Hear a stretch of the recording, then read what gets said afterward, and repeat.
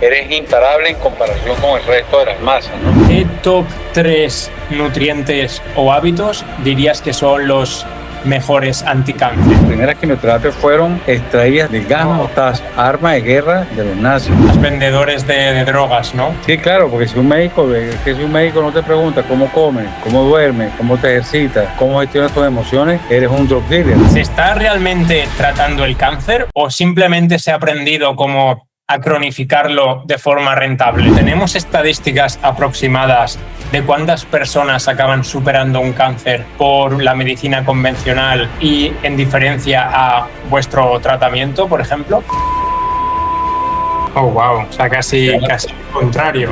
Población de 111 oncólogos, evidentemente todo, por supuesto, anónimo. Si algún familiar tuviera cáncer o él tuviera cáncer, se colocaría esto de quimioterapia y 86%. ¿Por qué consideras que un médico que habla de tratamientos naturales es tachado como de pseudocientífico, pero cualquier fármaco, sin embargo, con efectos secundarios, se considera como seguro? El ejercicio diario ayuda muchísimo a detoxificar, a mover los linfáticos, la linfa, etcétera. Pero hay otras técnicas, ¿no? Protocolos Gerson, por ejemplo, tratar muchos pacientes con cáncer y detoxificarlo por 21 días. ¿Qué componentes contiene esta quimioterapia? Porque siempre se habla como de un concepto muy abstracto con todas esas variables saludables en práctica. ¿Qué pasó ahí? ¿Cuál fue el bioshock que se llama? La tercera causa de muerte son los efectos secundarios o procedimientos inadecuados realizados por médicos. Lo imparable es posible, pero hay que hacer las cosas, o sea, no hay atajo, hay que hacer las cosas que hay que hacer. Familia Imparable, hoy tenemos a un invitado que literalmente te va a romper los esquemas sobre las enfermedades crónicas y la forma de tratarlas, la forma de sanar el cuerpo de forma natural e integrativa, por supuesto. Imagina que te dijeran que puedes enfrentar enfermedades crónicas graves sin depender únicamente de tratamientos convencionales y que esa persona ya lo ha hecho, lo ha comprobado y además ha ayudado a más de 10.000 pacientes en el camino. Médico internista, pionero en medicina integrativa, oncología integrativa y con una trayectoria de más de 20 años desarrollando protocolos que integran ciencia, herramientas naturales y conciencia plena. Además, nos contará cómo logró sanar su cáncer testicular metastásico y los propios tratamientos que hoy dirige en su centro de salud online, donde ofrece atención personalizada y todos estos protocolos basados en adaptógenos que veremos exactamente qué son, nutrición terapéutica, desintoxicación, equilibrio funcional y todas esas estrategias de sanación e incluso prevención. Hablamos con el Dr. Gil, Alberto Muhammad Wolf. Doctor, ¿preparado para el test imparable? Las preguntas que nadie se atreve a hacer. Sí. ¿Cuáles son los mitos más grandes sobre el cáncer y por qué no son verdad? Que el cáncer tiene una mortalidad tan alta y no es verdad porque no se están utilizando todas las herramientas que pudieran ser utilizadas, sobre lo cual hablaremos. ¿Y qué opinas de los pinchazos intramusculares, las inyecciones, vacunas y todo esto? No, yo estoy en desacuerdo absoluto con las inoculaciones. No porque sea anti nada, sino porque simplemente soy pro sistema inmune. Hay muchas herramientas como la homeopatía, los adaptógenos, el ayuno intermitente, la exposición al sol, que mejoran el sistema inmune. O sea, que las desaconsejas incluso en la edad infantil, por ejemplo. Sí, yo las recomiendo homeopáticas. ¿Se está realmente tratando el cáncer o simplemente se ha aprendido como a cronificarlo de forma rentable? No se ha aprendido a tratar el cáncer, no se está tratando el cáncer como tal, porque no se están tratando las causas. Las causas del cáncer, el cáncer es una enfermedad multifactorial. Es una enfermedad que tiene tiene compromiso metabólico, que tiene compromiso mitocondrial, por lo tanto, metabólico, mitocondrial.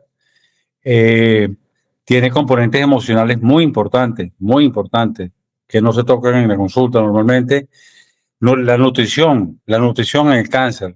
Los oncólogos todavía siguen diciéndole a los pacientes, coma lo que quiera. Cuando evidentemente no es así. Existe un premio Nobel, el doctor Otto Warburg, quien demostró pues, que las células cancerígenas comían más glucosa que las células normales, pero no solamente eso, sino que hay un estudio llamado PET scan, en donde inyectan un contraste y ese contraste lo inyectan con glucosa o con un tipo de glucosa y entonces es así como se toma la foto, el PET ¿verdad? Y los lugares donde está el contraste en esas células, que son las células cancerígenas, es donde entró gracias a la glucosa. Y claro, siendo el azúcar un factor tan importante en las enfermedades o incluso en el cáncer, ¿cómo puede ser que en los hospitales sea la comida para los pacientes? Bueno, que yo sí, que la comida que hay en los hospitales, yo que trabajé muchos años en hospitales, muchos años trabajé en hospitales, la verdad es que la comida de los hospitales deja mucho que decir, son puros hidratos de carbono, puros, a los diabéticos, a los pacientes con cáncer, a todos, puros hidratos de carbono, hidratos de carbono, hidratos de carbono, no hay proteína por ninguna parte, no hay grasa por ninguna parte, cosa que es indispensable para la recuperación de un enfermo en un problema con un problema crónico como los que estamos hablando, ¿no? Por lo tanto, ¿consideras que nos quieren enfermos? Yo creo que sin duda hay todo un negocio tras la salud. Hay todo un negocio, pero es un negocio trillonario realmente que hay sobre la salud, ¿no? Y sobre la industria alimentaria también. O sea, sobre la industria alimentaria también está el grupo Monsanto y básicamente son los mismos dueños, son los mismos dueños. Ellos se pagan y se dan el vuelto, como se dice, ¿no? Pero yo creo que la gente está tomando conciencia, la gente está despertando poco a poco, pero va despertando. ¿Qué top 3 nutrientes o hábitos dirías que son los mejores anticáncer? Si tuvieras que mencionar 3 cosas. Sol, nutrición, ayuno intermitente. Bueno, y ejercicio físico también. Lo que pasa es que yo pongo el ayuno dentro de la alimentación, dentro de lo que es la nutrición.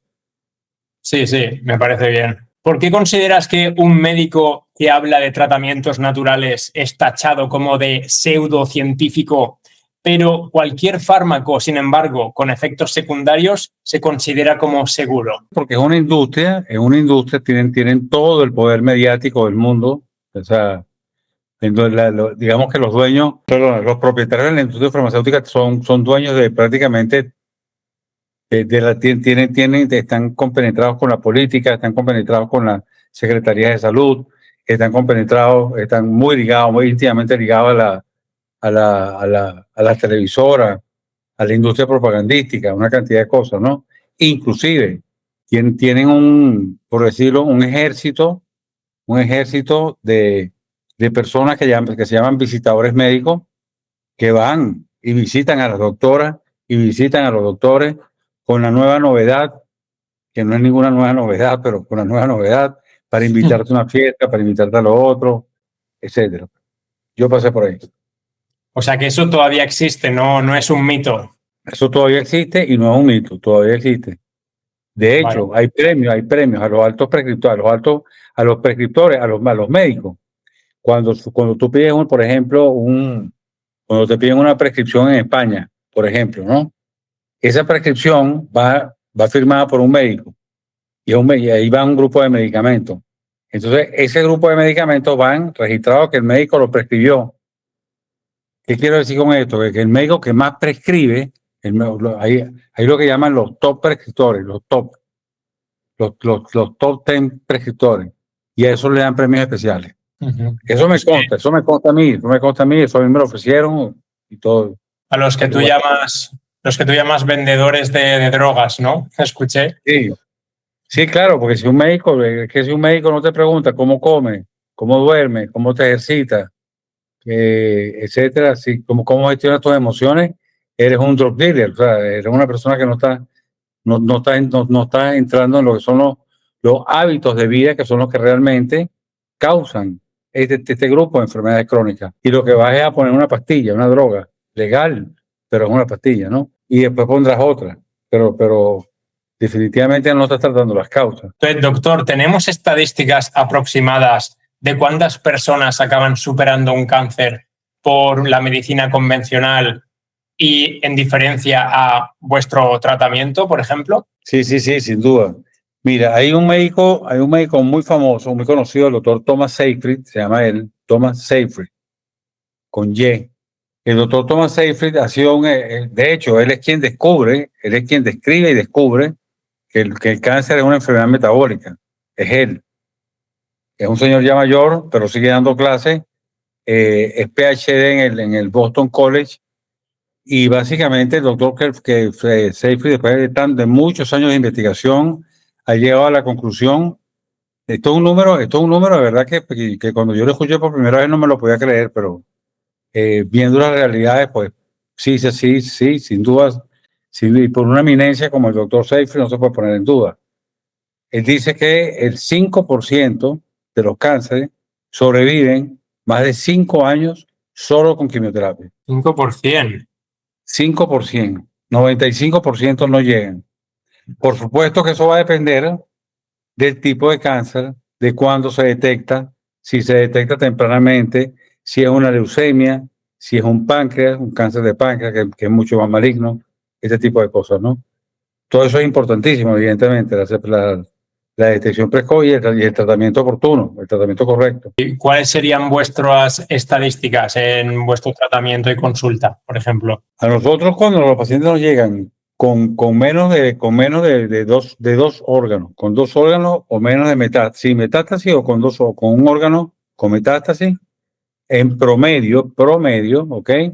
Porque no puedo decir, no puedo generalizar, decir pulmón tanto, hígado tanto, páncreas Claro. tanto, pero en promedio, sí tenemos alrededor de un 80-90%. Oh, wow. O sea, casi al contrario que...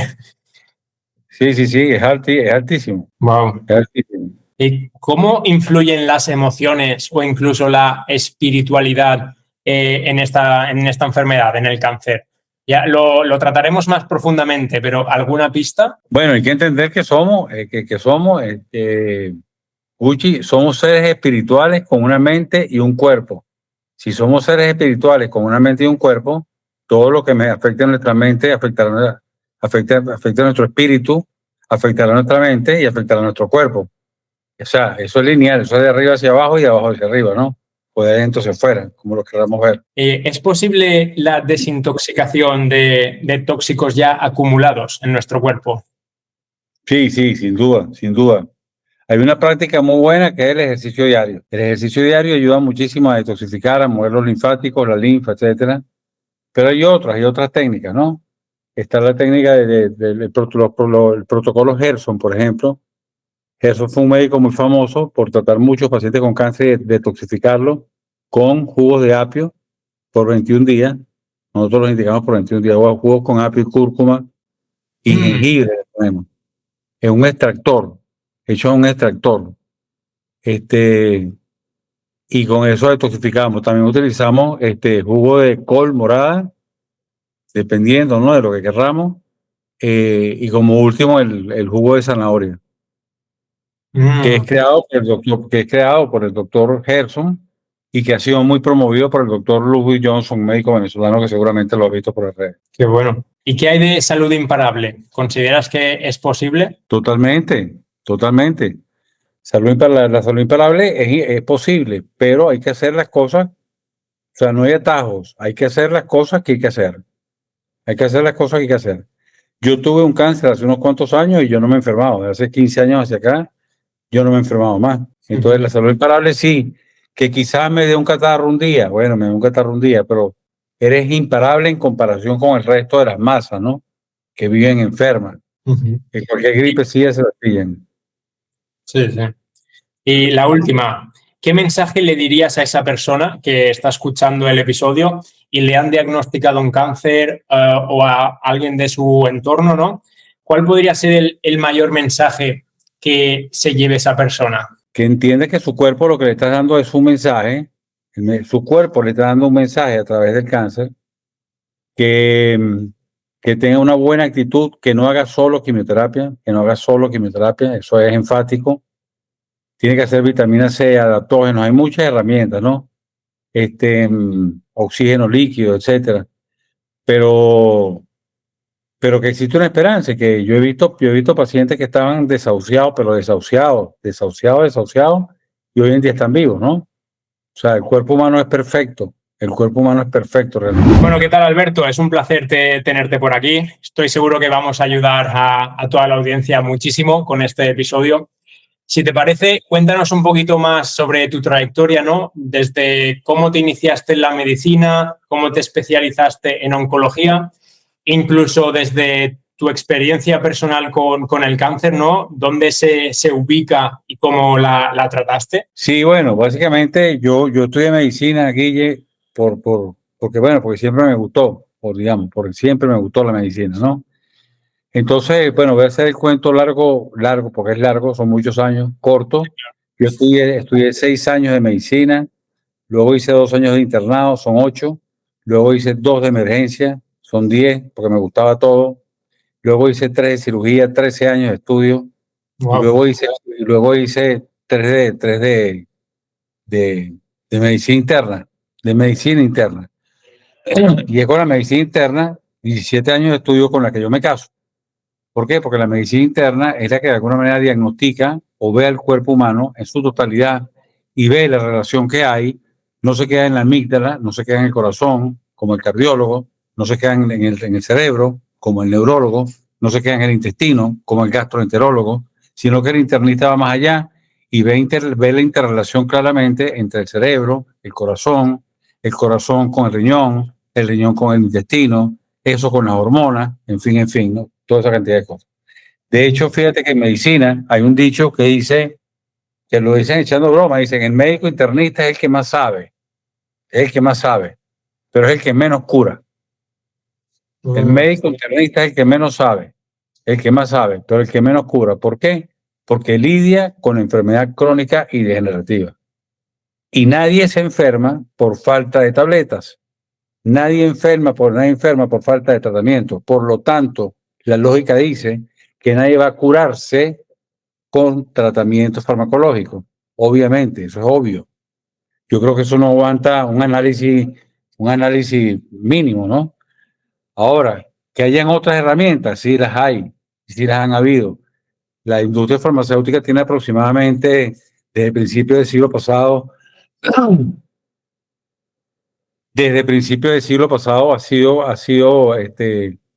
y ya se ha ido planificando en una oportunidad, una vez que los dueños del petróleo, los Rockefeller, los Rothschild, todas estas familias, ¿no? Que son conocidas como las 13 familias que forman parte del Club de Wilder, de Bilderberg, que todo el mundo yo creo que ya hoy en día lo conoce, pues definitivamente ellos, cuando ven que con el petróleo pueden hacer pastillas farmacéuticas, pues entonces sacan una línea de pastillas farmacéuticas. Y entonces se dan a la tarea de contratar a Dale Carnegie, quien también estuvo involucrado en todo esto, al señor Dale Carnegie, y también estuvieron involucrados 2 señores llamados de apellido Flexner, hermanos, por cierto. Sí. Todo esto lo digo no a modo de, lo digo a modo, lo digo Guille, no a modo de crítica, lo digo a modo de historia. El ser humano, yo creo que cuando hablamos por teléfono, cuando hablamos telefónicamente tú y yo te dije una frase que tú estoy seguro que recuerdas, porque tuviste un gran invitado, que primero tenemos que dejar de contarnos mentiras, pues tenemos que contarnos verdades. O sea, ¿cuál es la verdad? ¿Yo me ejercito, no me ejercito? O yo hago ayuno intermitente, no hago ayuno intermitente, ¿no? O sea, yo estoy en un mundo que es color de rosa, en donde todo lo que me rodea, todo lo que están planificando, toda esta serie de seres, entidades, son de alguna manera, porque no tengan la menor duda que el mal existe, pero también existe el bien, y eso es lo bonito. Y eso es lo bonito de podcasts como el tuyo, por ejemplo, Guille, ¿no? Que propagan de alguna manera también esperanza, y eso es importante. Eso es vital. Con que una persona, Guille, vea el post y se beneficie, una sola, ya con eso vale la pena. Ya con eso vale la pena. Queremos llegar a más. Sí. Entonces, bueno, hago todo eso. Resulta entonces que la definición de medicina es la ciencia y el arte de prevenir, diagnosticar, tratar y curar enfermedades. Y como no curaba nada, me frustré mucho. Eso le pasó. Esa es la típica historia del médico funcional. Yeah. Yo me cansé tarde. Yo me cansé después de hacer 2 posgrados. Hay gente que hace la carrera y ya se cansa y de una vez se va para medicina funcional o medicina regenerativa. Yeah. Eso está creciendo mucho, ¿no? Y en España y en el mundo está creciendo mucho la medicina integrativa, sobre todo por la gente. La gente está buscando una medicina una medicina humana, efectiva, libre de efectos secundarios, una medicina que cure realmente, que vaya a la causa o a la raíz del problema, como dicen muchas personas, ¿no? que no tiene nada de malo raíz y raíz.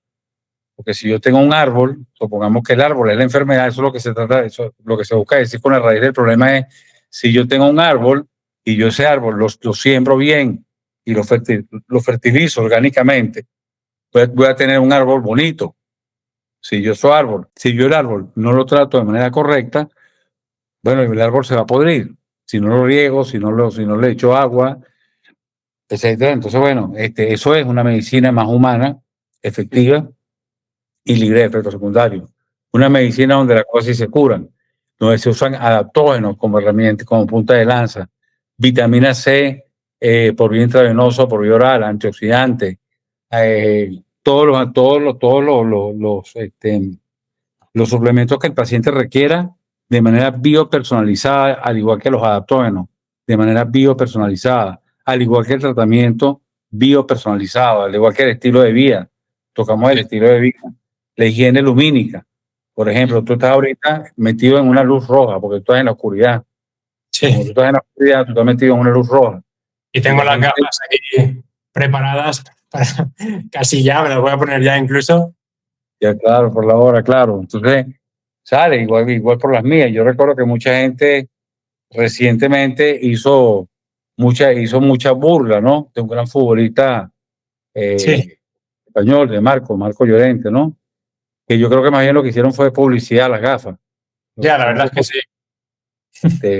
Por lo menos los chavales van a tener la vista muy bien. No sé sus padres, pero los niños, los peques, los admiradores van a tenerlo muy bien. Para que no se nos vaya, perdón Alberto, para que no se nos vaya tu historia, ¿dónde ocurre tu situación personal con el cáncer y por qué causas la ubicas y cómo te llegaste a superar esa situación? Sí, bueno, básicamente yo estaba en una oportunidad, como todos los domingos, corriendo lo que llamo un largo, ¿no? Estaba corriendo un largo de 28 kilómetros. Ese domingo, durante el día yo no tuve molestia, pero entonces en la noche me empiezo a sentir dolor en el testículo. Y yo me pienso engañar, yo me empiezo a autoengañar. Yo me pongo con mi mente médico a autoengañar. El cáncer no duele, por ejemplo, no fue la primera. Después yo volví a tocarlo y no, esto está raro. Es que eso es me puse a inventar diagnóstico. Total que entonces lo palpé bien y no, eso era tenía una contextura sumamente antianatómica. Entonces yo dije, esto es cáncer, mañana voy para que sea un amigo que es urólogo, mañana voy para que sea otro que es cirujano. Los dos me confirmaron el cáncer, me pidieron el marcador tumoral y el marcador tumoral estaba en 2800, cuando debe estar en cero, el marcador en sangre. Entonces me dijeron que me tenía que operar urgente. Todavía no tenía metástasis, en ese momento no había metástasis detectada. Cuando me operan y a la semana el marcador tumoral bajó a 2100, o sea, bajó. Pero a la semana siguiente volvió a subir, lo cual quiere decir que se estaba diseminando. Es decir, los tumores, eso es que hablan de que hay gente que tiene mucho temor de que le remuevan un tumor porque se le pueden ir células cancerígenas, se pueden dispersar por el cuerpo. Y mira, eso tiene algo de cierto, igual que una punción. Es lógico, tú estás punzando algo, si metes una celulita en un vaso sanguíneo, en una arteria pequeñita, pues lo estás diseminando, ¿no? Lo mismo ocurre con una resección, hay mucha manipulación de tejido. Entonces, bueno, no estoy diciendo que todas lo hagan, estoy diciendo que son riesgosas. Entonces, porque me ocurrió a mí también, entonces yo me hacen la cirugía, me hacen el marcador tumoral sale entonces ya elevado, empieza a elevarse, me hacen los estudios y me sale entonces positivo en hígado y en pulmón derecho.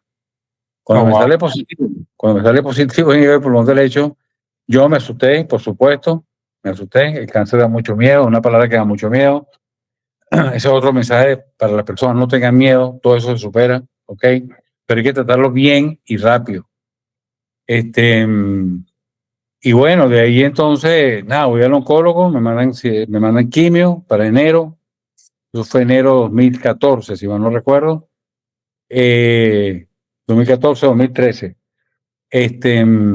Y entonces cuando voy en enero a hacerme la quimioterapia, me llega el marcador tumoral, me llega el último marcador tumoral. y el último marcador tumoral había bajado de 8.800 a 880. Wow. Un 90% de disminución. Y yo estaba en la sala de quimio, pero no me había puesto quimio. Entonces yo agarré, yo estaba con mi hijo y tomamos la decisión de irnos porque estaba funcionando el tratamiento. Y nos fuimos, nos fuimos. Yo tomaba sol, yo meditaba, yo hacía ejercicio, ese tipo de cosas las hacía. Tomaba adaptógenos antes, ¿no? Tomaba adaptógenos antes, cosa que creo que me ayudó. O sea, digamos que cuando a ti te diagnosticaron ese cáncer, tú ya tenías un estilo de vida saludable, entonces. Sí, claro, claro, totalmente. Y eso es algo muy importante, Guille, muy importante, Buchi, perdón, muy importante lo que estamos diciendo, porque lo que sí es definitivamente evidente es que las personas que se cuidan, me refiero a ejercicio, nutrición, ayuno intermitente, y si hace más grounding, sol, etcétera. De hecho, yo no tengo todavía un paciente que tenga esos hábitos que haya llegado a consulta. Ningún paciente que tenga todos esos hábitos ha llegado a consulta. Las agarran después, no las hacen preventivas, lamentablemente. Ya. Lamentablemente. ¿Cómo llegarías a explicar la causa de tu diagnóstico? Porque si tú ya eres una persona con todas esas variables saludables en práctica, ¿qué pasó ahí? ¿Cuál fue el bioshock este que se llama? Sí, no, en el caso mío fue algo emocional, netamente emocional, porque yo probablemente 12 meses, no, como 36 año y medio antes del cáncer, a mí me hicieron una oferta de trabajo en Qatar. Yo me voy a Qatar porque me estaban pagando muy bien, pero me dolió mucho dejar la familia en Venezuela. En esa época vivía en Venezuela, actualmente estamos entre España e Italia, pero bueno, me dolió mucho dejar la familia, al punto tal de que el tercer, cuarto mes, ya yo estaba desesperado, ya yo estaba ¿cómo se llama? Con ampollas en la herpes Sí. labial, sudando, no podía dormir, etcétera, etcétera. Y entonces es cuando de alguna manera, bueno, como que les meto presión a las personas de Qatar porque no me daban el pasaporte, no me daban el dinero, no me daban el pasaje, no me daban nada. Le meto mucha presión y me lo dan y me devuelvo a casa y todo pasa. Pero el cáncer aparece luego. Eso lo sé yo por un examen de conciencia, no tiene otra causa, esa es la causa.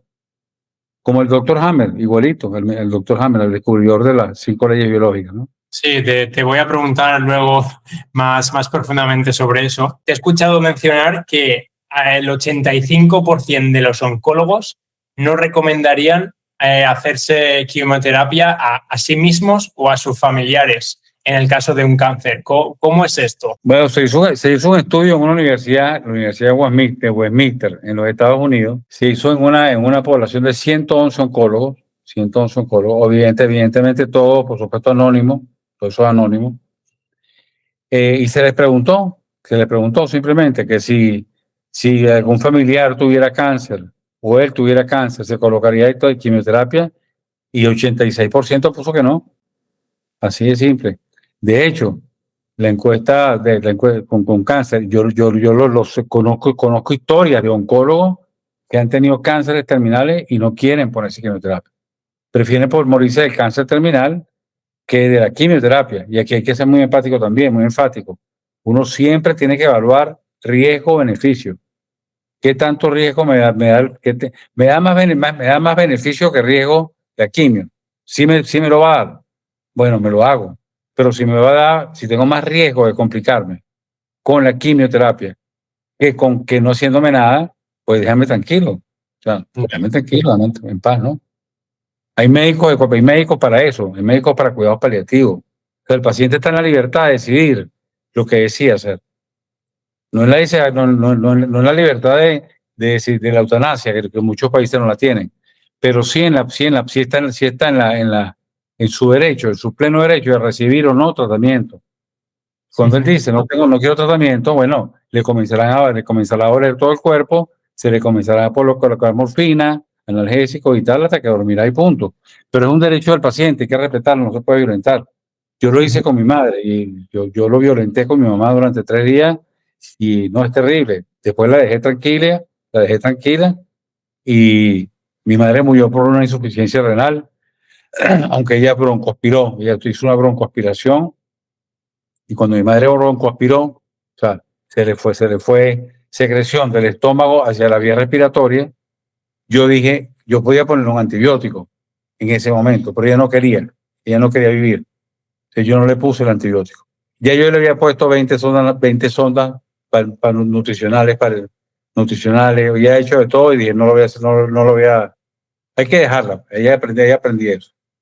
Hay que Wow. respetar, hay que respetar. Y bueno, hablando del cáncer también, entiendo que, bueno, es una enfermedad multifactorial, pero que incluso entiendo que también se da al mismo tiempo que otras enfermedades, ¿verdad? Porque digamos que el cáncer acaba siendo como esa enfermedad más compleja que se acaba desarrollando, pero antes de llegar al cáncer, me refiero, se ha ido pasando por otras disfunciones, ¿verdad? Por otras patologías.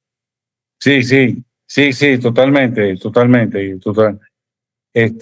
Por ejemplo, vamos a poner algunos ejemplos muy sencillos que la gente no puede entender. Si la gente tiene Epstein-Barr virus, el Epstein-Barr virus es un factor de riesgo para linfoma. O Oh, sea, wow.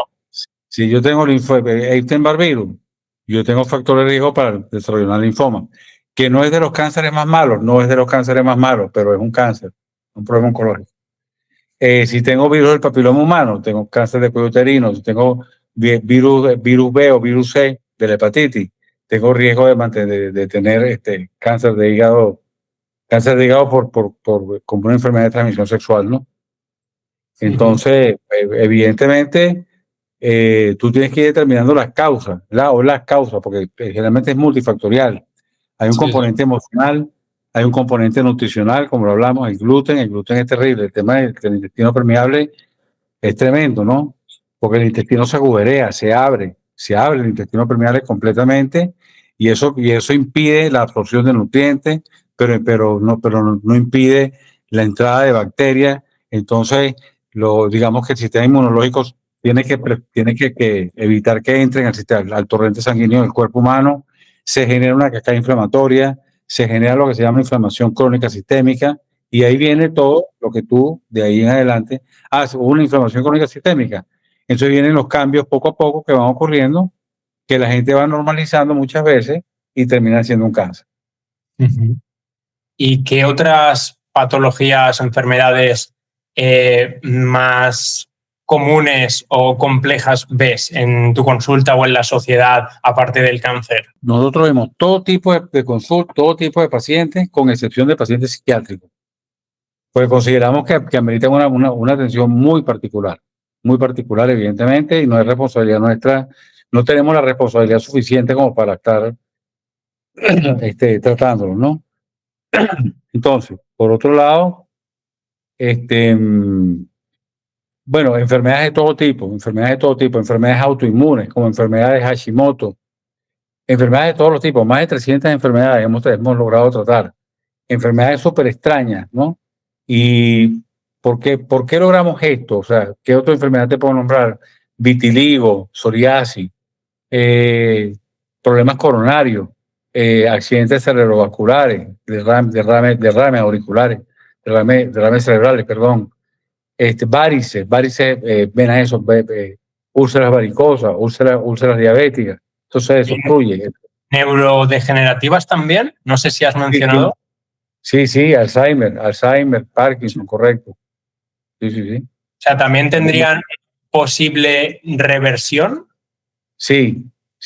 Tenemos un paciente en reversión Qué bueno. de Alzheimer. ¿Y por qué consideras que todas estas enfermedades han aumentado tanto hoy en día, incluso en personas jóvenes? Yo veo dos cosas importantes. Yo Alberto, seguramente ahí está más, pero ahí está más. Voy a nombrar dos, de las cuales estoy convencido. Una es la vacuna, sin lugar a dudas, la vacuna del COVID. Y la otra es el tema de las corrientes no nativas. Yo creo que durante la epidemia se aprovechó para instaurar, recuerdo varios posts de personas Sí. viendo con antenas de quinta generación donde no había, entonces aprovechó todo eso, ¿no? Eh, Creo que otra de las cosas que está ocurriendo es un déficit severo de vitamina D, un déficit severo de vitamina D, algo tan simple como eso, tan sencillo como la vitamina D, que es tomar sol, y si no tomar sol, tomarla suplementada porque estoy en verano, en invierno, qué sé yo, pero tómela, y como es en la mañana. La Ujú. vitamina D es fundamental, más que la vitamina C. O sea, si tú me pones a escoger cuál de las dos, el magnesio, y hay que tomar magnesio, pues, que yo radico mucho en eso, ¿no? Adaptógenos preventivos también se pueden tomar, evidentemente. O sea, Ujú. nosotros hacemos protocolos que son protocolos, programas que tocan todo, prácticamente todo. Ujú. Sí, lo profundizaremos más adelante, pero terminando también en el enfoque del sistema convencional para comparar un poco, ¿solo ofrecen quimioterapia o hay otros tratamientos por parte del sistema convencional? Ahí hay quimioterapia, inmunoterapia, radioterapia, cirugía, con la que yo estoy de acuerdo, totalmente de acuerdo, cuando hay que hacerla, por supuesto, y en buenas manos, ¿no? Y están ahorita, bueno, buscando, intentando con microdosis en algunos hospitales, con dosis más bajitas de, de quimio. Están intentando, pero básicamente es quimio, es eso, quimio, inmunoterapia, radioterapia y cirugía. Mm, que la que parece que la que siempre se escucha o la más común es la quimioterapia, ¿no? Sí, Eh, pero, ¿sabes realmente qué componentes contiene esta quimioterapia? Porque siempre se habla como de un concepto muy abstracto, pero ¿sabemos exactamente qué está tomando el paciente? claro, claro, totalmente. Pero te lo puedo nombrar. O sea, además, yo le recomiendo a mis pacientes siempre busquen en la página de quimioterapia la que está recibiendo y busquen los efectos secundarios. Entonces, ¿qué ocurre? ¿Qué es lo que ocurre? Todos sabemos que la quimioterapia, yo creo que de alguna manera no discierne entre los órganos saludables y los órganos enfermos. El órgano con cáncer. Entonces, eso es como el echarle leña al fuego. Realmente es incendiar y literalmente incendiar el sistema inmunológico. Porque fíjate que una de las ampollitas que más ponen, que siempre, de hecho, siempre la colocan para las náuseas y vómitos, colocan para el edema cerebral, porque es que la quimioterapia daña corazón, es que no hay un órgano que no dañe, no hay un órgano que. Si hoy en día te están diciendo que el alcohol es neurotóxico, una copa de alcohol es neurotóxica, imagínate tú un samplón de quimioterapia. Entonces, es hepatotóxica, es nefrotóxica. De hecho, en la historia lo pueden buscar, historia de la quimioterapia, lo pueden buscar, historia de la quimioterapia, corrobórenlo. Y la quimioterapia, las primeras quimioterapias fueron extraídas del gas mostaza, del gas Oh, mostaza, el gas mostaza, arma de guerra de los nazis contra sus aliados. Y eso lo ponían no por gas, lo ponían por la vena. oh, hostia. Así que imagínate tú por dónde empezó.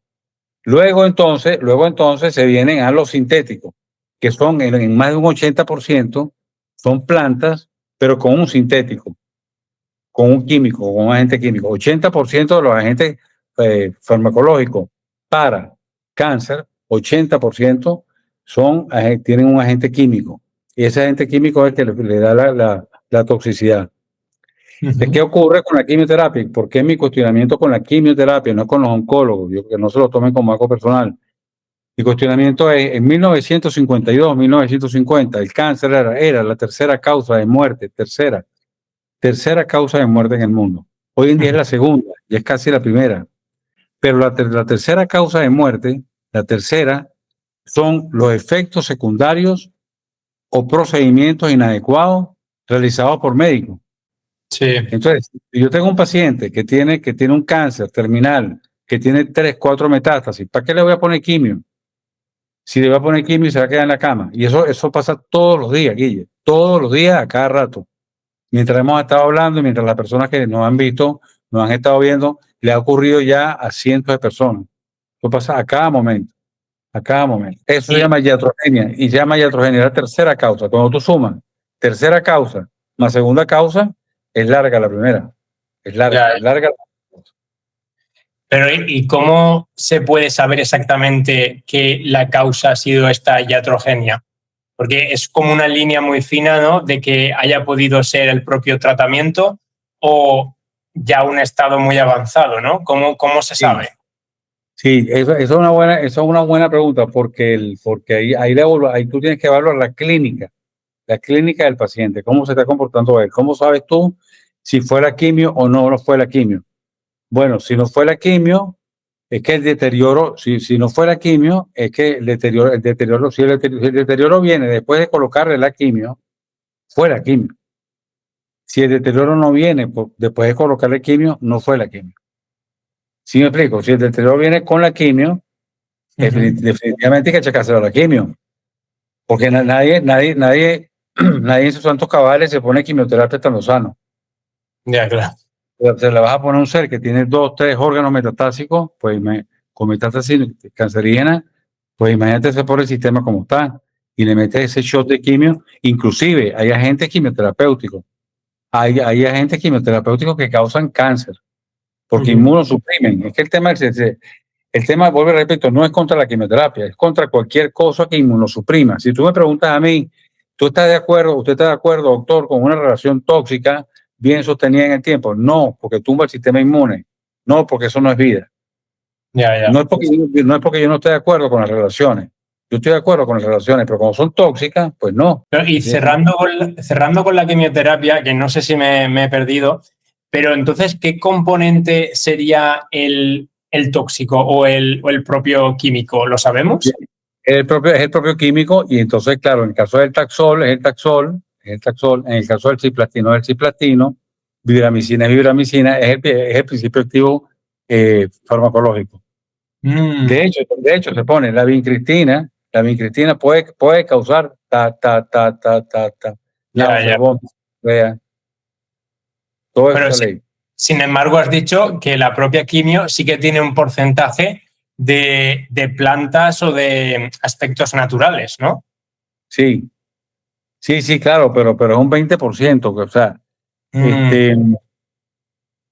eso es una buena pregunta, pero alrededor del 80%, el 80%.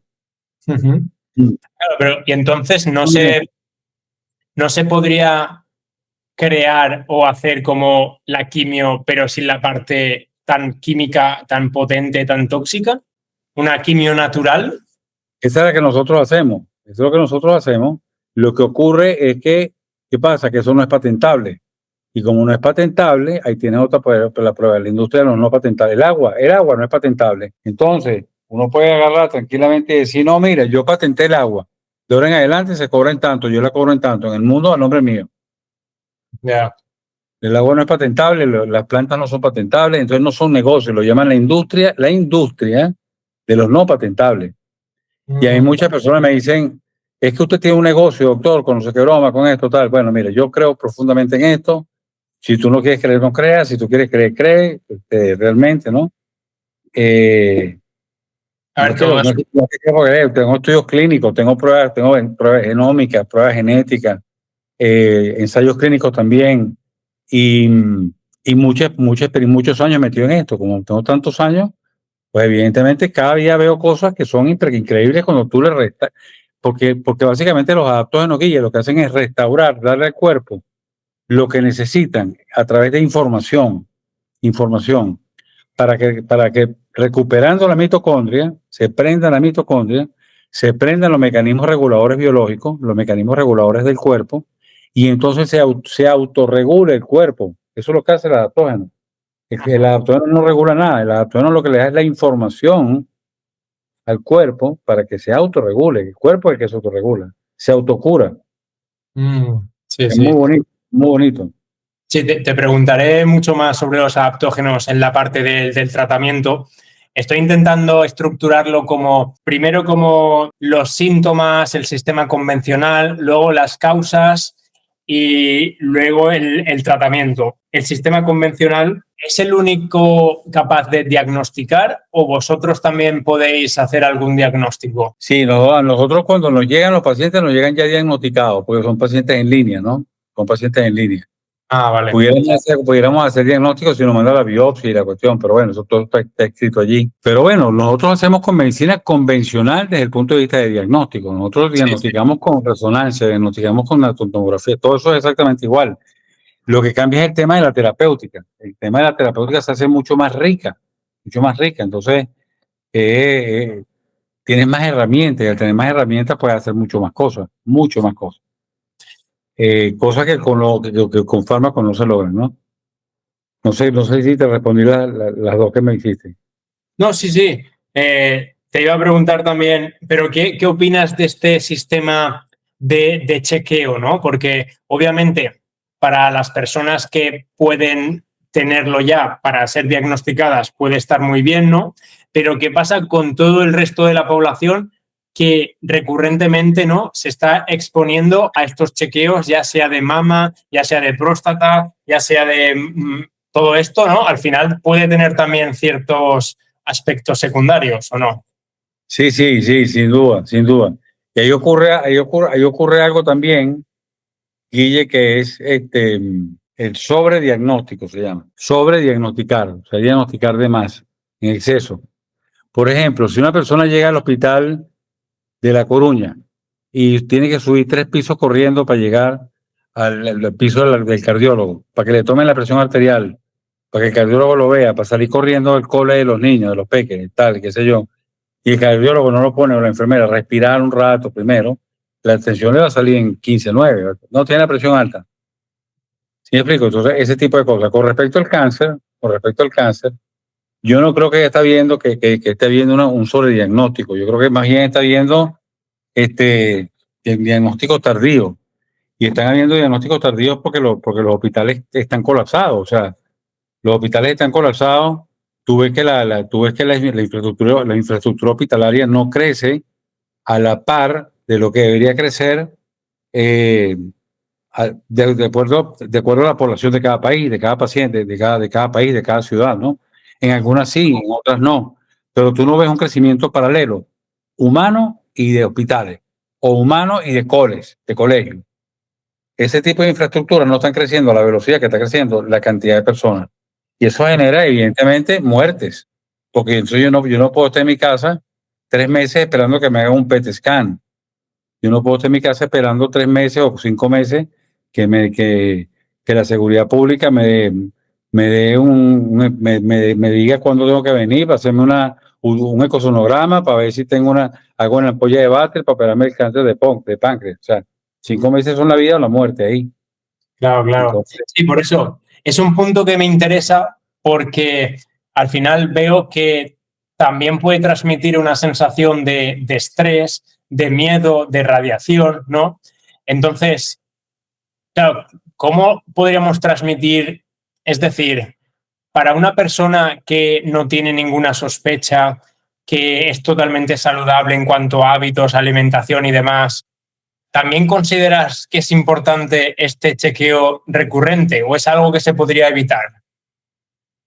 yo creo que una persona que tiene buenos hábitos, ¿ok? Sin lugar a dudas, es una persona que puede disminuir en número la cantidad de chequeos. Pero llega un punto en la vida en el que hay que hacerse chequeos. Por ejemplo, hay que hacerse, en este caso, voy a poner casos puntuales de acuerdo a lo que me está planteando. Colonoscopia, o sea, colonoscopia, ok, tengo que ver si eres estreñido o no eres estreñido. Si eres estreñido es un factor de riesgo. Si eres una persona estreñida, aunque te ejercites bien y tengas buenos hábitos de vida, o si tomamos el estreñimiento como hábito de vida saludable, porque sí es un hábito de vida saludable, entonces tú eres una persona que necesita una colonoscopia a lo mejor 4 años, cada 4 años después de los 52. Pero si eres una persona que eres estreñida, tienes que hacértelo cada 6 meses o cada año. El chequeo. La próstata, bueno, mira, la próstata, yo le recomiendo a todo el mundo que tome el Menhil, que tome adaptógeno, a partir de los 42 años, 2 capsulitas al día, o saopalmeto, pillón africano, adaptógeno para la próstata. Pero también les recomiendo que se hagan su PSA, su antígeno prostático específico, y que vayan con el chequeo con el urólogo más adelante, a los 50 años, 48 años. Pero que se vayan haciendo su PSA y vayan tomando ya, porque la próstata va a crecer. En todo hombre que viva lo suficiente, la próstata va a crecer. Y la próstata, sí, fíjate que sigue siendo la tercera causa de muerte por cáncer. Eso es inadmisible. Inadmisible. ¿Hay algunos síntomas que te pueden hacer sospechar de que hay algo ahí, de que hay algo que se está aumentando, construyendo dentro de ti? Sí, en la parte prostática específicamente son síntomas urinarios bajos. O sea, por ejemplo, me levanto más noche a orinar, más en la noche para orinar. Me levanto, me paro durante el día, me orino más veces durante el día. Me arde cuando orino, eso puede ser. Y la otra es me quedo con ganas de orinar cuando orino. Me quedo con ganas de orinar porque no vacío completo, porque la vejiga está agrandada. Pero claro, cada cáncer tendrá sus propios síntomas más asociados a ese órgano, entiendo. Que no hay, no hay unos síntomas generales, me refiero, no sé, como de falta de energía, fatiga crónica, mal descanso. ¿Hay algo como más general? Yo creo que tú tienes que ver la cosa desde el punto de vista de lo no convencional. Fíjate que lo no convencional no está funcionando. Vuelvo y repito, y tú también, tú lo estás diciendo, tú estás siendo también insistente, Willy, con tus palabras, con tus preguntas, ¿no? Si insistente en el buen sentido, quiero decirlo. El sistema de salud no está funcionando. Tenemos que hacernos responsables de nuestra salud. Nosotros tenemos que hacernos responsables de nuestra salud. Prueba de que un sistema de salud no está funcionando. Bueno, yo les voy a poner un ejemplo de, seguramente estoy seguro que tienes oyentes o como tu comunidad en los Estados Unidos. Los Estados Unidos es el país, es la potencia más grande del planeta. Ojo, escuchen bien, potencia más grande del planeta. 2, con la medicina más moderna del planeta, que tiene los hospitales más modernos del planeta, como el Babson Memorial Hospital, como el Jackson Cornell, como el Miami Children's Hospital, ¿ok? Por nombrar tres, que tiene los mejores especialistas del planeta y es el país que tiene la tasa de mortalidad por cáncer más alta del planeta, la tasa de problemas problemas cardiovasculares más alta del planeta. No está funcionando. No está funcionando y si seguimos así, como decía Albert Einstein dijo en una oportunidad una frase muy sabia, dijo, mi concepto de estupidez humana es hacer siempre lo mismo y pretender resultados diferentes. Tal cual. No. Sí. Y tenemos que hacer que funcione, que ese es el reto nuestro, ¿okay? Y la próxima generación hacer que funcione. Pagó para el impuesto, ¿no? Ya. La cosa pues. Te voy a preguntar, has mencionado el posible aumento, ¿no?, de las enfermedades relacionadas a estas vacunas, déficit de vitamina D, el posible aumento del 5G, ¿no? Pero ¿habrían otras posibles causas más específicas en cuanto al aumento de cáncer, por ejemplo? Ya sabemos que es un espectro multifactorial, pero sí. ¿Algo más que añadir a esas tres en cuanto al cáncer? Sin duda. Hay cuatro grupos. El primero es emocional, primer grupo, emocional. Un estrés agudo, un estrés crónico, peleé con mi marido, me divorcié, perdí una hija, perdí un hijo, etc. Emocional. Segundo, biológicos. Y dentro de los biológicos venimos todo lo que es o forma parte del reino vivo. Entonces ahí ponemos bacterias, hongos, parásitos, biotoxinas como el gluten, cereales, centeno, etcétera. Esos serían los segundos. Tercero, químicos. Amarillo número 5, el negrito de la Coca-Cola. Todo lo que tenga que ver con químicos, es lo que está metido en los envases nuevos estos que se ponen en las cafeteras pequeñitas en las casas. Sí. Eso lleno de químicos, disruptores endocrinos. Cualquier tóxico, digamos. Cualquier tóxico, porque es que se van mezclando, se van combinando y ellos impactan al cuerpo. Llega un momento en que de repente este tóxico me está porque el cuerpo no lo podemos desligar, el cuerpo es un sistema. Entonces, si yo tengo un tóxico que me está haciendo daño en la parte endocrina, esa parte endocrina está en relación con la parte inmune.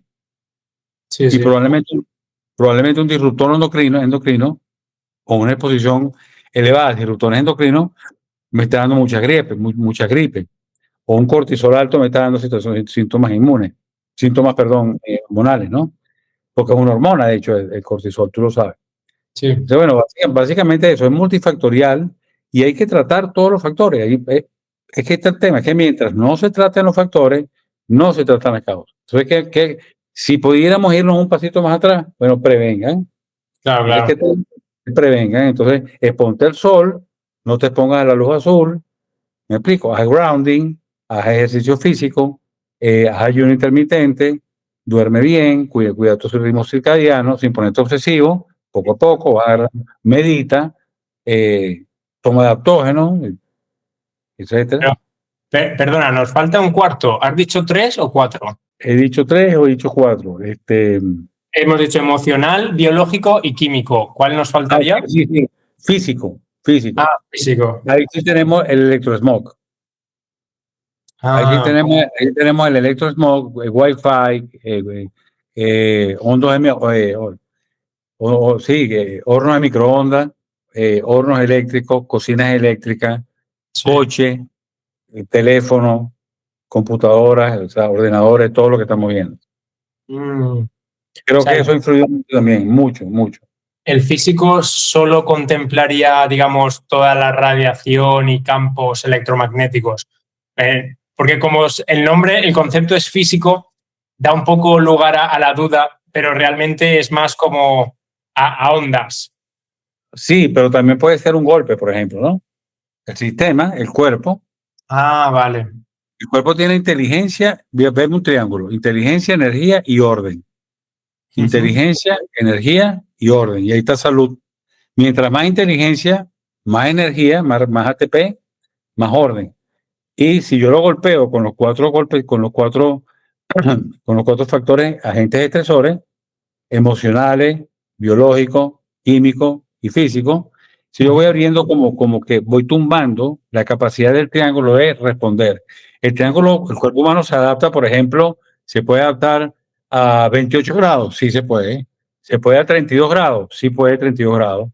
Pero cada vez va a poder menos, porque su capacidad de adaptación es menor. A los 36 grados, sí, pero menos. A los 38, sí, pero menos. Va a durar menos.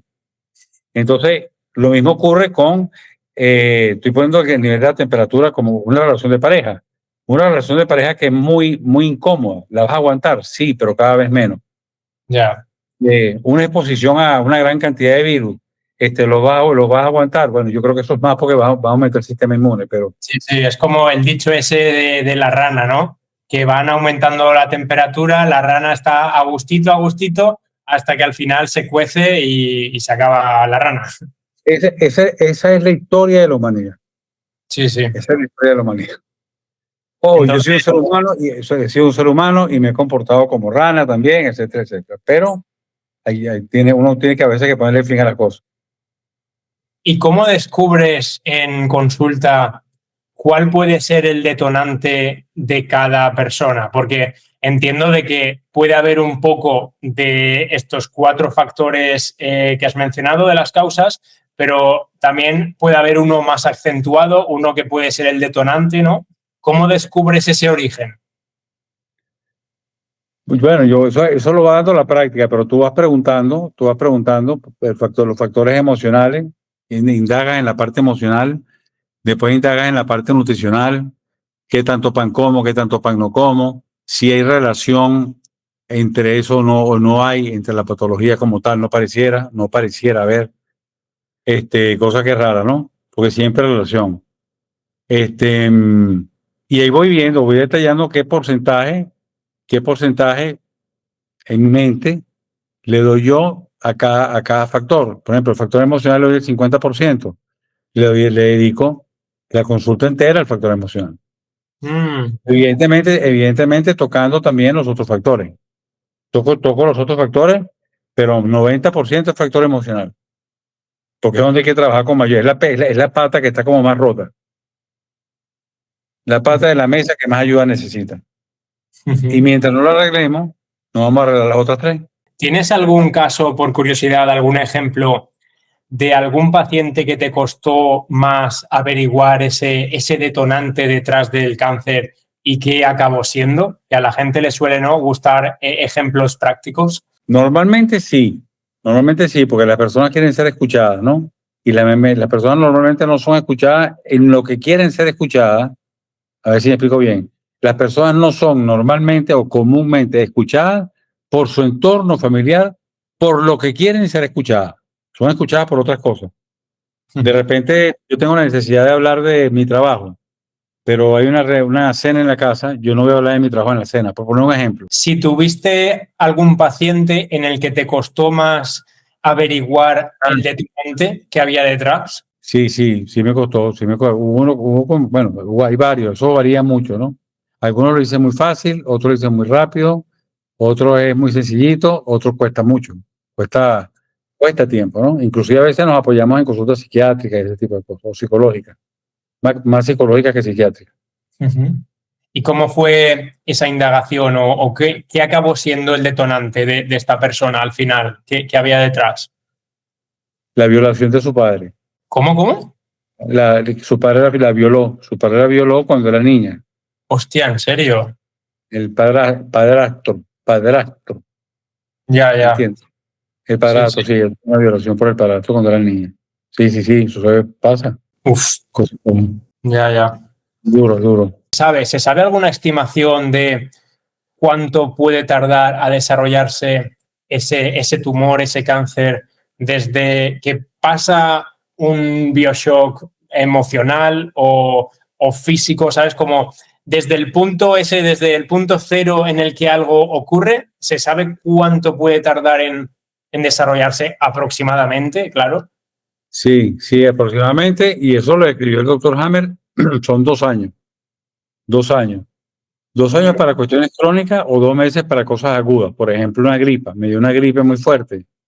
Bueno, vamos a ver la parte emocional. ¿Qué ocurrió en 2 meses? Pero generalmente son 2 años. Max, un lapso, ¿no? Lapso de 2 años. Pero y desde la parte más física, podemos decir que, no sé, he escuchado desde otras perspectivas como que el cuerpo está constantemente también generando esas células cancerígenas, pero al final nosotros tenemos como sistemas, ¿no?, que las detectan, las eliminan, ¿no? Y como que es un círculo. ¿Estás de acuerdo con esta teoría? ¿Hay ciertos mecanismos que nos ayudan como a reparar, a que no se construya, que no se generen más? Sí, sin duda. Eso es algo muy importante que las personas sepan, ¿no? Normalmente también hay como una reproducción de este tipo de células que significan como nacimiento de células nuevas, pero que están malas. Son células nuevas, hacen una mitosis, pero están en mal estado genético. Hay un daño en el ADN. Ese daño, y el daño que tienen dentro de los muchos que tienen, el principal, y por el que son más conocidas, es uno que se llama apoptosis, que es muerte celular programada perdida. O sea, ellas no mueren nunca, son eternas. Las senescentes, ¿no? Senescentes, correcto, son senescentes, no mueren. Entonces, normalmente una célula no tiene eso, normalmente una célula tiene senescencia, está programada para morir. Eso no ocurre con la célula sanguínea. Entonces, ¿qué pasa? Te sale y están permanentemente saliendo, tal cual tú lo describes. Están saliendo del torrente sanguíneo, pero de repente, si en una de esas me agarra con un atracón de azúcar, por un ejemplo, ¿no? Con algo de con una buena dosis de carbohidratos en el sistema sanguíneo y con el cortisol alto, perdón, y el sistema inmunológico bajo, me agarra así y corro un riesgo de desarrollarlo. Y, por ejemplo, ¿podría existir entonces un cáncer sin ningún conflicto emocional? Es decir, sé que hemos mencionado estas 4 causas, que podrían ser por cualquiera de ellas, pero muchas veces también desde otras perspectivas o filosofías y demás, se escucha como que el causante del cáncer solo puede ser un conflicto emocional, como el detonante, perdón. Pero sí, podría ser que si no hay ningún problema emocional, también se acabe creando por los propios hábitos. Yo creo que sí, yo creo que sí, es una buena pregunta, una pregunta muy interesante. Yo creo que sí. Sin embargo, en la medida en que tú tengas mejores hábitos, bueno, pero la gestión emocional también es un hábito, ¿no? Sí. Y de ahí viene todo el tema de la psiconeuroinmunología y una cantidad de cosas. Pero sin lugar a dudas, pueden haber problemas por otras causas. Claro, por infecciones, como vimos, por ejemplo, ¿no? Uh-huh. Pero la parte emocional sí es muy, muy importante. De verdad que la gente, si solo le queda esto también a las personas, cuídense la cabeza, mediten, piensen con calma, no se anden angustiando sin necesidad. Es importantísimo la Sí, salud sí. mental. Sí, justo uno de los episodios anteriores que hablamos con Xavi Cañellas, no sé si te suena, hemos hablado de cómo entrenar la mente, la felicidad, la paz interior, que al final, como estamos hablando nosotros mismos, todo está interrelacionado. Entonces, si te olvidas de una parte, el círculo no funciona. Claro. Sí, vi una parte. ¿Qué hay de la metástasis? Porque también he escuchado que no existe como tal. Entonces, ¿qué pasa con este concepto que se habla mucho, pero realmente no ocurre? ¿O cómo es esto? Sí, es un concepto que fíjate, para tú poder aseverar que no hay metástasis es la, la, la siembra en otra parte, en una parte distante de la original del cáncer. Eso es una metástasis. Una siembra en una parte diferente, distante al original.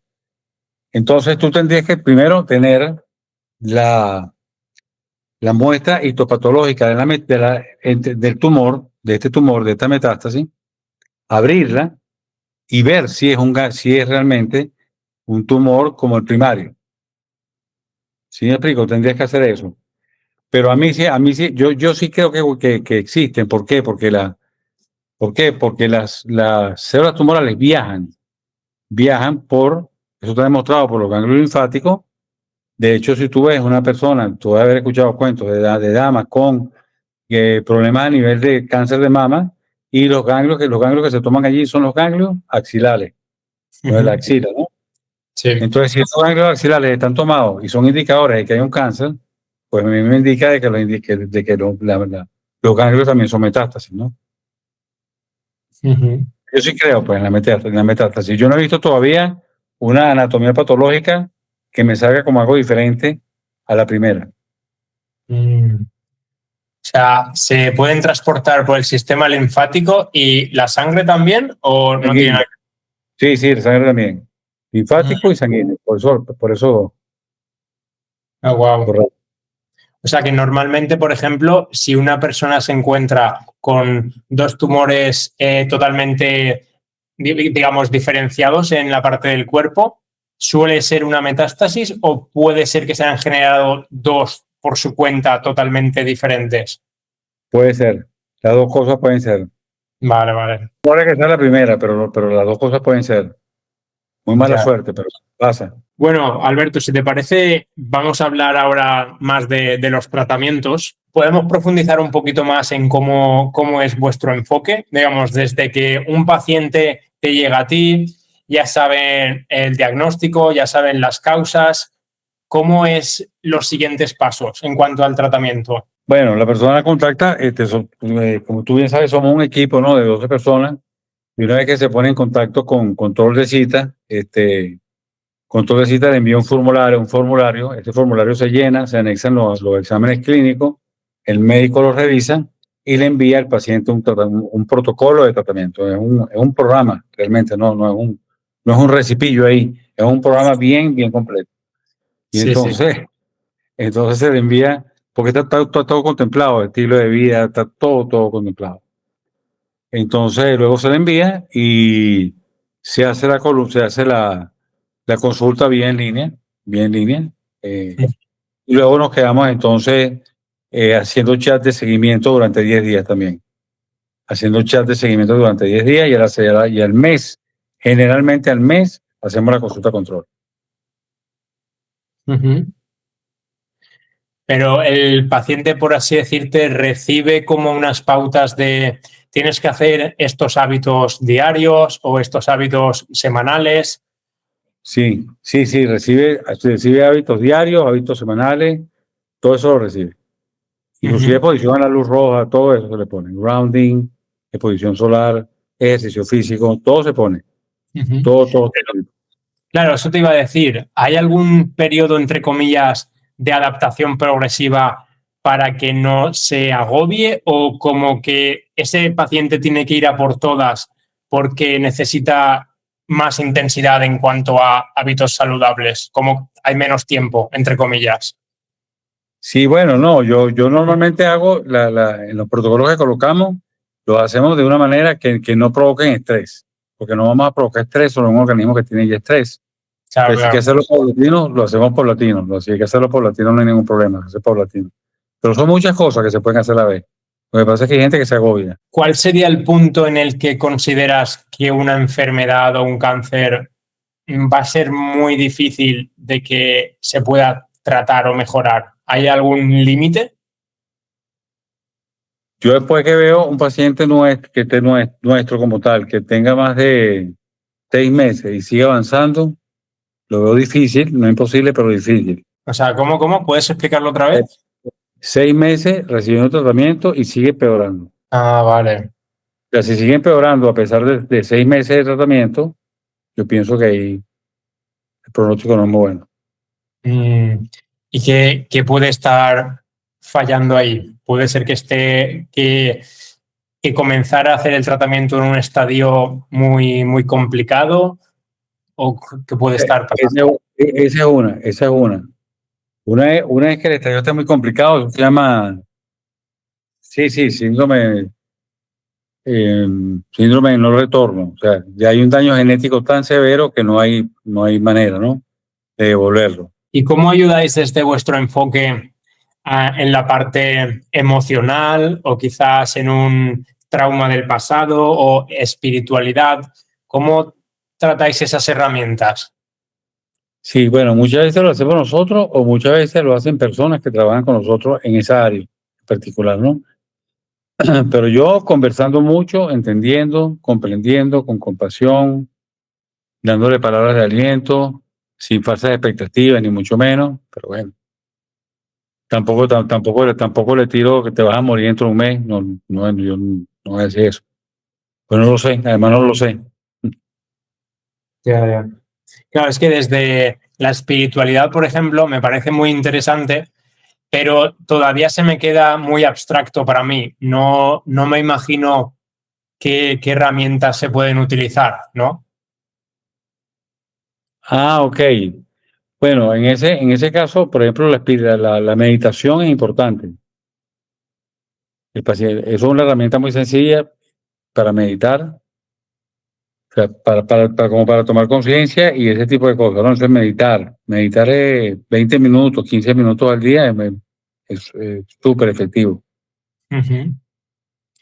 Entonces, hablemos también de estos adaptógenos, ¿no? Que has mencionado que son una parte principal del enfoque. Entonces, ¿podrías definirnos qué es un adaptógeno exactamente y cómo actúan? Sí, claro, los adaptógenos, ¿qué son los adaptógenos? Un adaptógeno es una sustancia o planta élite eh, que ayuda al organismo, que ayuda al cuerpo humano a sobrellevar las consecuencias de agentes agresores que se han llevado durante la vida generando enfermedades. Es decir, potencian los mecanismos de autorregulación del cuerpo humano, mejorando la síntesis de energía, la inteligencia biológica reguladora y el orden biológico. Básicamente son adaptógenos. ¿Cuáles dirías que son los más importantes? Porque me imagino que hay muchísimos, pero los más Sí. importantes, primero, los más importantes a nivel de salud general o prevención, primero. Ok, bueno, hay una clasificación de energocéuticos, infocéuticos, organocéuticos, de tres, pues. O sea, se dividen en tres grupos, en tres grupitos. Por ejemplo, lo que son que aumentan la síntesis de ATP, de sulfato de adenosina, ahí tienes el ashwagandha, tienes la leucea, tienen la leucea cartamoide, tienen el maca peruano, ahí también está el ginseng coreano rojo, el suma, el paniculata. Tienes 9 adaptógenos energocéuticos. Eso lo tiene en una fórmula que nosotros que tiene Adaptogil que se llama Energy Heal, pero es una fórmula que contiene los energéticos, ¿no? Eso lo puede tomar todo el mundo. Te lo respondo, pues lo puede tomar todo el mundo y mantiene estos niveles de energía, que es la que digamos por donde comienza todo realmente a fallar por el tema de la energía. Luego entonces, tenemos otro grupo de adaptógenos como los infocéuticos, donde está el maitake, la equinacia, la ashwagandha es energocéutico. La ashwagandha es que es muy conocida.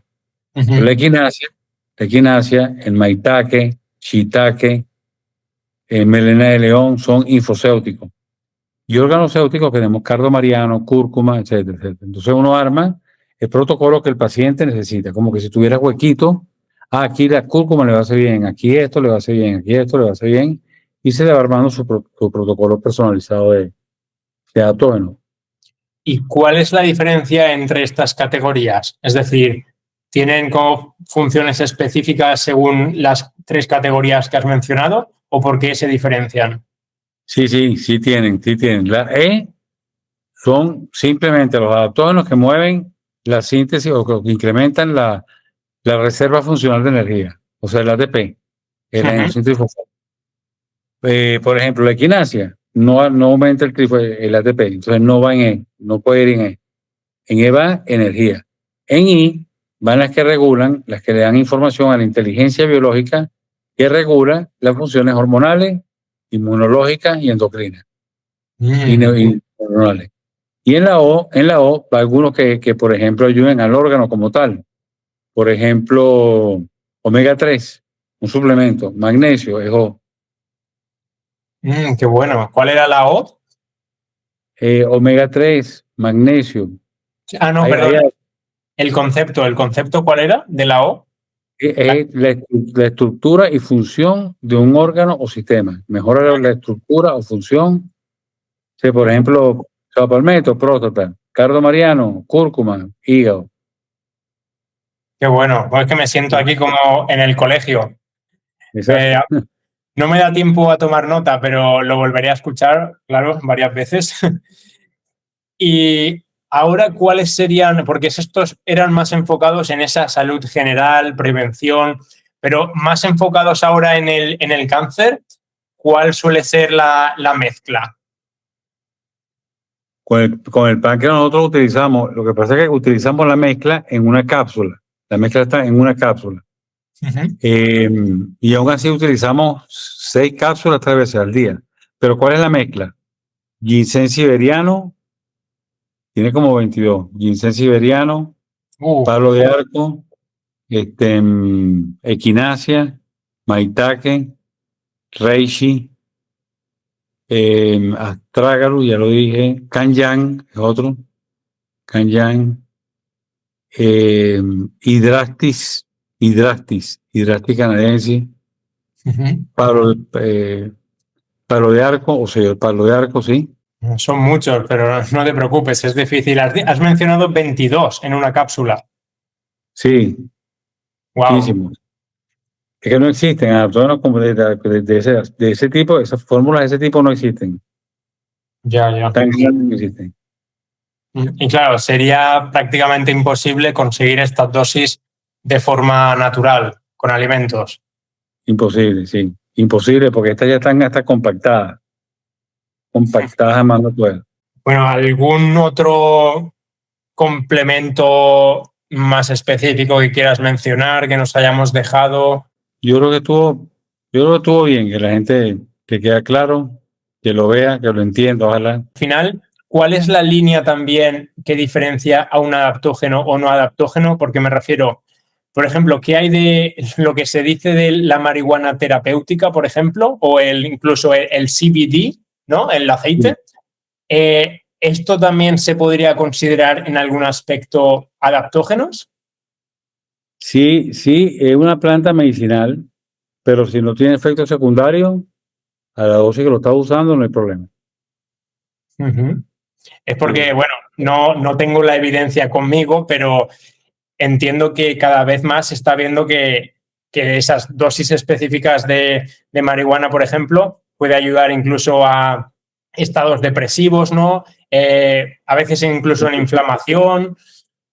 Sí, sí, sí, sin duda. Sin duda. Yo la uso de vez en cuando con algunos pacientes. Qué bueno.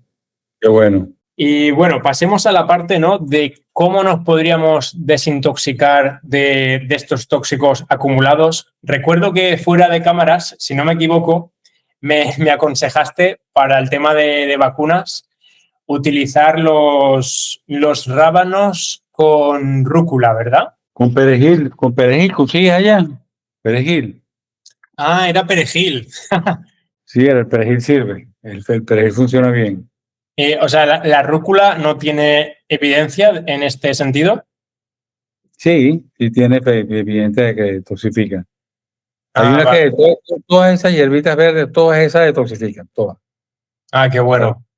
Pero en este caso era más enfocado a lo que nos han puesto en las vacunas, Sí, ¿verdad?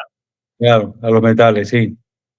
¿Alguna otra poción más que podamos añadir a la desintoxicación? Puedes tomar ceolita. Sí. Y la ceolita te tomas una cucharadita en medio vaso de agua, 2 veces al día, por 2 meses. Las desintoxicaciones se tienen que hacer con periodos de tiempo, no es que se deba mantener durante largo. Se hace por 21 días. Ah, ok. ¿Y qué hay de las especias, por ejemplo? ¿Hay alguna otra, voy a llamarle pociones, si no te importa? ¿Hay alguna poción que podamos hacer, no sé si con comino, se dice, comino, ajo, no sé, jengibre, como hay tantas especias, o clavo? Mira, el ajo baja la tensión, regular, bajar la presión arterial. La Uh-huh. canela también, la canela sube, pero baja el azúcar. Uh-huh. La canela baja el azúcar. Entonces, pero tomarlos como adaptógenos no, son más bien, eso es más o menos, eso más bien medicina natural, eso es remedios herbolarios. Sí, sí, sí, no, te estaba preguntando más por, no sé, lo típico de acompañar las comidas con algo o romper el ayuno o hacerte como un shot, ¿no? Un chupito de algo así, mezcla casera. Puedes por 21 días agarrar y puedes mezclar un smoothie, pero tienes que hacer smoothie tú. Celery tampoco te falta. Celery, sí, sí. Uy, ahora me has pillado, tampoco sé cómo se dice. ¿Es apio? Apio, correcto. Agarra y mete tres trocitos de apio en un extractor, extráelo, le colocas una cucharadita de jengibre pequeña, Uh-huh. y una cucharada grande de cúrcuma. Le pones limón, lo bates y te lo tomas por Uh-huh. 21 días. Qué bueno. Pero la cúrcuma y el jengibre no tienen ¿cómo se dice? Como ninguna interferencia que he escuchado alguna vez. Sí, yo lo he escuchado, no, pero no hay ningún problema. Bueno, Alberto, si no te importa, vamos a pasar a estos también turbocáncer, que no los hemos mencionado. Pero, ¿qué hay detrás de este turbocáncer? Digamos, ¿es simplemente un cáncer a mucha más velocidad de propagación o hay algo más detrás? Bueno, tiene mucho más velocidad de propagación, mucho más velocidad de aparición y es mucho más agresivo también. Mucho más agresivo. Por eso lo llaman turbocáncer. Y es el cáncer que, bueno, que viene después que se le achaca, bueno, se le atribuye a las inoculaciones, ¿no? Por el COVID. Pero sí, es importante, el porcentaje de personas es importante. Uh-huh.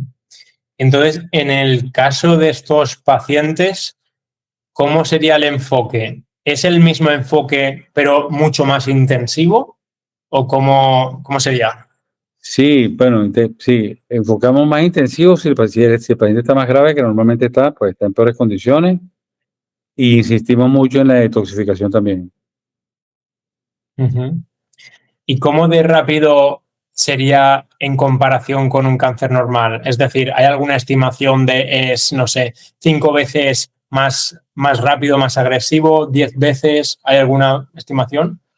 Sí, mira, no he escuchado ninguna estimación, pero yo los he visto, pues, yo pudiera decirte que son 5 veces más rápidos Oh, que lo que wow. yo he visto. Sí, no, son agresivos, son muy agresivos. Uh-huh. Y en gente más joven además también. Entonces, bueno, es difícil, ¿no? Responder, pero ¿qué esperanza de vida media podría tener una persona que se le ha diagnosticado este turbocáncer? Bueno, si lo tratan muy rápido, la misma expectativa de Sí. el otro, ¿no te acuerdas? Que es 5% a 5 años, que es lo que llaman sobrevida, tiempo de sobrevida. Luego de los 5 años llaman, entonces ya te llaman superviviente de cáncer. Pero nosotros hemos tenido muchos pacientes con turbocáncer también han salido, o sea, sí han salido. Pero claro, esto no es algo que se diagnostique desde el sistema convencional, ¿verdad? O sea, a la persona le dicen simplemente diagnóstico de cáncer como tal. Claro, claro.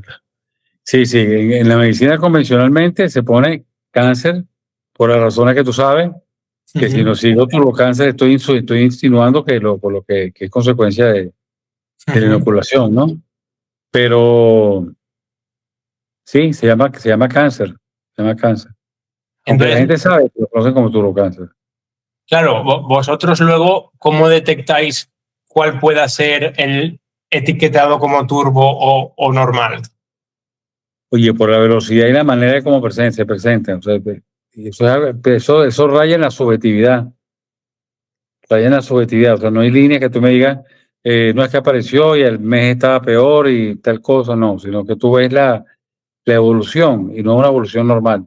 Bueno, te quería preguntar también, Alberto, sobre qué piensas de otros dos enfoques, ¿no? Uno es este de las 5 leyes biológicas de Hammer, que ya las has mencionado un poquito, y también tenemos otra filosofía, ¿no? Como que incluye la de los 5 cuerpos, ¿no? Que es una filosofía como más india, creo. ¿Qué consideras?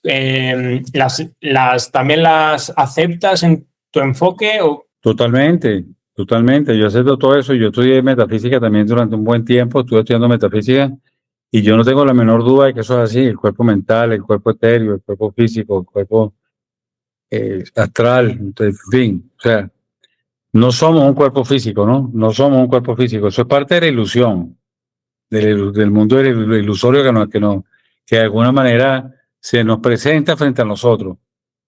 Pero lo que nosotros estamos viendo delante de nosotros ni siquiera es sólido, parece sólido. Entonces, bueno, lo que pasa es que la mente a veces no quiere engañar. Sin embargo, yo sí creo firmemente en eso y creo que inclusive que un médico que apoye el restablecimiento de todos esos cuerpos está evidentemente apoyando, sin lugar a dudas, a la restauración de su paciente de manera total. Si no, no lo está haciendo. Y no nos hemos metido mucho en la alimentación, quiero decir, hemos hablado obviamente de una alimentación saludable, pero ¿hay alguna alimentación específica que sea mejor para el cáncer? Por ejemplo, se escucha mucho la cetogénica, ¿no? Pero ¿es algo para todos o depende mucho también de la persona? Bueno, eso nosotros hemos utilizado hasta ahora en todos nuestros pacientes cetogénica, hasta ahora. Lo que cambiamos es el ayuno. Cuando está muy delgadito, le bajamos a la hora de ayuno, pero sí lo dejamos en cetogénica. O sea que hay Sí, por lo general se tolera bien, por eso, la energía mediante los cuerpos cetónicos. claro, exactamente, Uh-huh. exactamente. Es que, bueno, ahora que parece que hay, no sé si has visto todos estos debates y una alimentación contra la otra, ¿sabes? Como que parece que todo va extremos, que los veganos, el veganismo es mejor, que los carnívoros, la carne es mejor, como que hay ahora, parece que se van tirando balones unos a otros, ¿no? Sí, Pero he visto. al final, ¿cuál sería, me refiero, al final en tu enfoque no deja de ser, digamos, un enfoque omnívoro, por así decir? Sí, el enfoque no es de los pacientes es omnívoro, sí. Pero claro, también clarifico, yo cero fanatismo, ¿no? Cero fanatismo. La verdad que yo no me pongo fanático con ninguna. Yo soy esto, yo soy lo otro, yo soy tal cosa. Este tipo de eso hace mucho daño, más bien. Yo creo que hace mucho daño. ¿Pero consideras que en el caso del cáncer podría ser más difícil tratarlo con una alimentación puramente vegana o también se podría? Lo hemos hecho, lo hemos hecho, pero creo que es más difícil. Pero sí se puede, claro, sí se puede. Fíjate que yo no hice veganismo ni cetogénica cuando tuve cáncer. Yo solamente tomé adaptógeno. Ni me puse vitamina C ni nada. Entonces, también hemos visto, bueno, hay gente que no quiere hacer cetogénica, bueno, no haga cetogénica y haga el tratamiento y le va bien. También le va bien, ¿no? Evidentemente la cetogénica tiene sus múltiples motivos fisiológicos de por qué es la que te indicaba, pero hay que respetar. Y háblanos un poquito más de la ozonoterapia. O sea, es una parte también del enfoque, que, ¿cómo lo utilizáis y qué es exactamente? Sí, la ozonoterapia es la terapia con ozono. ¿Y qué es el ozono? Un gas que es el O3. ¿Y cómo se obtiene el ozono? Bueno, se pasa el oxígeno, que es O2, se pasa por un equipo especial. Ese equipo uno pone el porcentaje de oxígeno que quiere desdoblar, el porcentaje es 20%, entonces 20% lo desdobla, de los dos oxígenos lo desdobla. Y entonces se pegan, este oxígeno que quedó solito se pega, no es un oxígeno, es un O, se pega un oxígeno y forma un O3. Ese O3 es ozono. El O3 es ozono. O sea, repito, cuando se mete en la máquina, se pone qué porcentaje quiero que se diluya. Veo que se diluye este porcentaje y entonces yo tengo tanto por ciento de ozono en esa infusión. Y de ahí yo saco 20 mililitros, 30 mililitros, 100 mililitros, como que si fuera líquido. Okay. Se puede colocar por vía intramuscular en el glúteo, se puede colocar en la vena y se puede colocar a nivel rectal. Ok. ¿Y cuáles son los beneficios? Bueno, tiene muchos beneficios. Tiene beneficios, mira, es antiviral, es antitumoral, tiene dosis también inmunomoduladores para la parte de enfermedades autoinmunes. En enfermedades autoinmunes se lo ponemos a todos los pacientes, el ozono también. Enfermedades autoinmunes, inflamación, infecciones y cáncer. Yo te diría que esas son las que más utilizamos. ¿Y hay alguna vía más eficiente que otra? Bueno, hay dosis más eficientes que otras, como en la vena, por ejemplo, la autohemoterapia mayor, que se guarda para casos muy serios, para casos más serios, ¿no? Pero la verdad es que funciona muy bien en todas sus aplicaciones. Funciona bastante bien. Okay. Una herramienta que vale la pena considerar, sin duda. Te pregunto desde el desconocimiento, pero ¿es un tratamiento muy, muy caro? ¿En torno a cuánto podría rondar una sesión o cómo funciona? Cambia mucho, depende de si es la autohemoterapia mayor, que es la que te sacan de tu propia sangre 200 mililitros y te lo ozonizan, a la autohemoterapia menor, que son 10 mililitros. O sea, cambia mucho los precios, ¿no? Es una terapia que no es tan costosa como la vitamina C. Desconozco los rangos de precios, de verdad que los desconozco, si no te lo dijera. Varían mucho, pero mira, ponle que un ozono no cueste más de, no sé, 40, 50 euros, no creo que pase de ahí, no creo. Vale, vale. Bueno, si no te importa, vamos con un último popurrí de preguntas, ¿vale? Y bueno, cualquier cosa que se me haya pasado a mí lo podemos añadir también. ¿Qué importancia tiene en la recuperación, no?